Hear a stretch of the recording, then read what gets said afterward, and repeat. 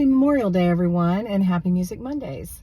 When I'm thinking about Memorial Day, there's a lot of remembering involved, as I'm sure as is for all of you. But also in the area of music, I, especially lately, have been doing a lot of remembering, probably because I've been doing this series, this request series called You Decide, and it takes me back to my musical roots. And actually, I visit those quite often. And one of the reasons that I visit them so often is I am so incredibly grateful to the musical influences in my life, starting with my parents. My parents are my earliest musical influence. There isn't a day go by that I don't thank God that I was born into a musical family, because not only did God create music, but music is my favorite thing in life.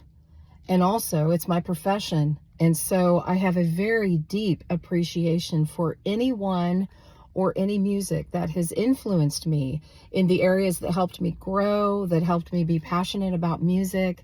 You could start back as early as my parents and then move into when I first heard Andre Crouch and thought, oh my word, I want more of this. And then he began to be an influence in my playing and in my taste in gospel music. And then I moved from there into the very first time I ever heard Michael McDonald sing and play when I was in 5th grade. I can remember the exact moment that I first heard his voice. And then the first time I heard Michael Omartian in 1980 and that Builder album that has stayed with me and has been like the foundation of how I produce, because he's pretty much my favorite producer.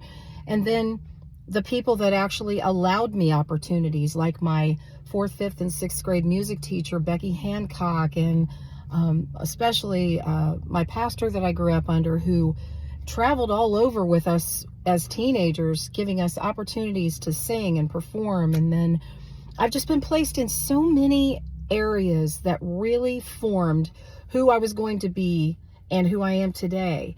And I am in very deep appreciation and gratitude for those people, those events, those artists, those albums. And it makes me just want to give credit where credit's due. And so my point today is, please do that. Every chance you get, give credit where credit is due. Remember those who were your musical foundation. Remember to thank them. In fact, any opportunity that I get to do that it's such a treasure for me to run into people that have been an influence in my life, or connect with a music artist that has been an influence in my life, and be able to say, thank you so much for that song. Thank you so much for that album. Thank you so much for the lessons I learned while